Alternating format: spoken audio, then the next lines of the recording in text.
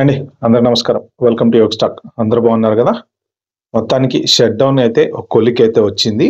అయితే ఈ కంప్లీట్‌గా 100% షట్ డౌన్ క్లోజ్ అయిపోయింది అనుకోవటానికి లేదు. ఎందుకంటే జనవరి 30థ్ వరకు ప్రస్తుతానికి కాంప్రమైజ్ ఎందుకు అంటే ఒక పక్క ఏటీసీ మన ఎయిర్ ట్రాఫిక్ కంట్రోల్ సిస్టమ్స్ అయి పని చేయక వాళ్ళు జాబులకెళ్ళక వాళ్ళకి జీతాలు రావట్లేదని చెప్పేసి మెయిన్ ట్రావెలింగ్ చాలా డిస్టర్బ్ అయింది. చాలా ఎయిర్‌పోర్ట్‌లు క్లోజ్ చేశారు. కొన్ని ఎయిర్‌పోర్ట్‌లలో అయితే గంటల గంటల లైన్‌లు 6 గంటలు, 7 గంటల లైన్‌లు ఫ్లైట్స్ సరిగ్గా నడవట్లేదని అదొక పెద్ద డిస్రప్షన్. ఎందుకంటే ప్రతిదీ కూడా ఎకానమీకి ఎఫెక్ట్ అవుతది కదా!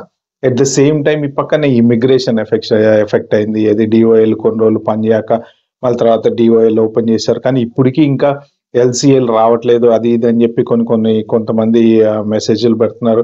సో, ఇంకా అది కూడా ఫుల్‌గా రికవర్ కాలేదు అని చెప్పి అంటున్నారు. బట్ వాళ్ళైతే డీఓఎల్ అయితే స్టార్ట్ చేశారు. అన్ని ప్రాసెస్‌లు అయితే స్టార్ట్ అయినాయి.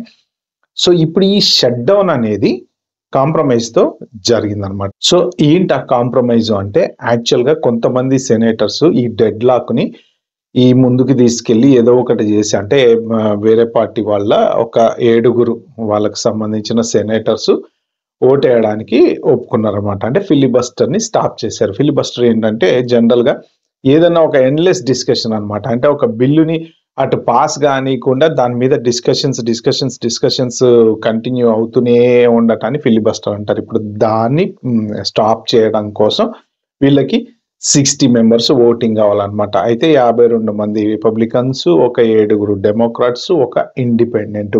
సో, వీళ్ళందరూ కలిస్తే 60 అయింది. సో, ఆ 60ని క్లోజర్ పద్ధతిలో వీళ్ళు పాస్ చేశారు. సో, క్లోజర్ ఓట్ ద్వారా ఈ ఫిలిబస్టర్‌ని స్టాప్ చేసి అంటే జనరల్ డిస్కషన్‌ని ఇంకా ఫర్దర్ కంటిన్యూ కానీకుండా స్టాప్ చేసి ఎప్పుడో 1800స్‌లోనో 1950 సంథింగ్ ఎప్పుడో 18 అవర్స్ కంటిన్యూయస్‌గా ఒకే సెనేటరు డిస్కస్ చేస్తాడంట ఒక బిల్ మీద.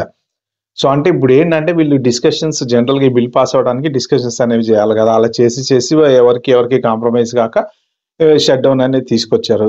సో, ఇప్పుడు ఆ డిస్కషన్స్ ఎండ్ చేయాలి అంటే ఆ ఫిలిబస్టర్ అనేది ఆపాలి. ఆపాలి అంటే క్లోజర్ పద్ధతిలో వీళ్ళకి ఓటింగ్ కావాలి. అంటే ఏంటంటే 60 మెంబర్స్ కావాలి. 60-40 లాగా 100కి 60 కావాలి. ఆ 60లో వీళ్ళకున్నటువంటి 52 మెంబర్స్ ఇంకా మిగిలిన 7 మెంబర్స్ వేరే పార్టీ వాళ్ళు, ఒక ఇండిపెండెంట్ కలిపితే ఈ 60 తోటి సెనేట్‌లో ప్రస్తుతానికి ఈ బిల్ అయితే ముందుకైతే కదిలింది. కానీ ఇదేంటంటే జనవరి 30థ్ వరకు మాత్రమే. సో, ఈ మధ్యలో మళ్ళీ సీఆర్‌లతోటి నడిపించుకుంటా ఎళ్ళాలి అనే ఉద్దేశంతోటి డిస్కషన్స్ పెట్టుకొని ఎందుకంటే ఎకానమీ దెబ్బతింటుంది. ఒక పక్క అందరికీ ఇబ్బంది అయితే జరుగుతుందని చెప్పేసి వీళ్ళు ఇంకా అందరూ కాంప్రమైజ్ కాలేదు. అందరు సెనేటర్స్ కాంప్రమైజ్ కాలేదులే గానీ కొంతమంది సెనేటర్స్ కాంప్రమైజ్ అయ్యారు. ఒక 7 వాళ్ళ వైపు నుంచి. సో, ఇక వీళ్ళ వైపు నుంచి అందరూ ఆబ్వియస్లీ వాళ్ళ పార్టీ వాళ్ళే కాబట్టి సో, ఆ కాంప్రమైజ్ తోటి షట్ డౌన్ అయితే ప్రస్తుతానికి స్టాప్ చేశారు.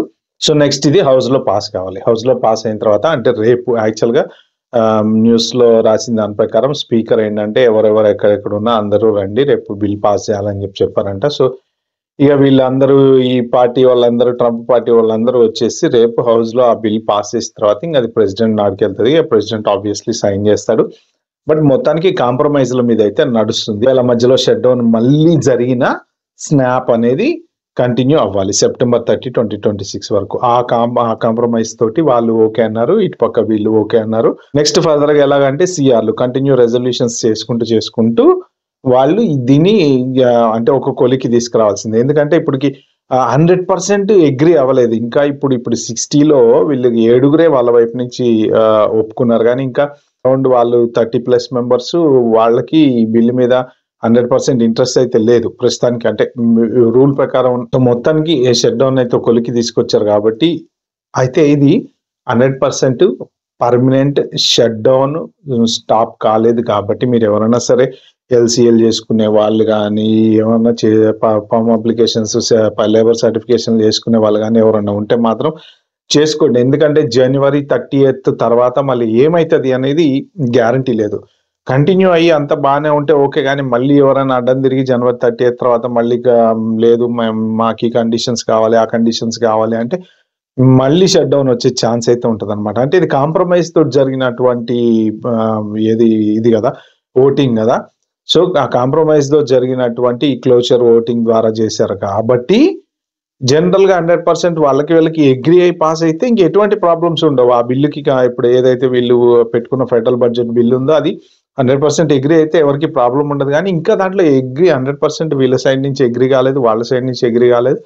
కాబట్టి ఏంటంటే ఈ కాంప్రమైజ్‌లతోటి డిస్కషన్‌లు అయితే ఇంకా కొంచెం ముందు అయితే నడిచే ఛాన్స్ అయితే ఉంది. సో, ఎవరైనా సరే మీ H1 రిలేటెడ్ వర్క్ ఏదైనా ఉంటే ఇమ్మీడియేట్‌గా చేసుకోండి జనవరి 30th లోపు.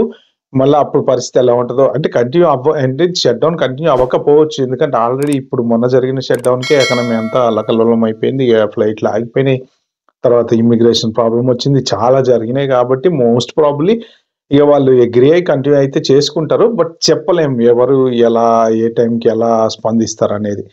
ఓకే ఫ్రెండ్స్, ఇది ఈ వీడియోలో నేను చెప్తాను. వీడియో మీకు నచ్చినట్టుంటే ప్లీజ్ అండి like, share, subscribe my channel. Thank you.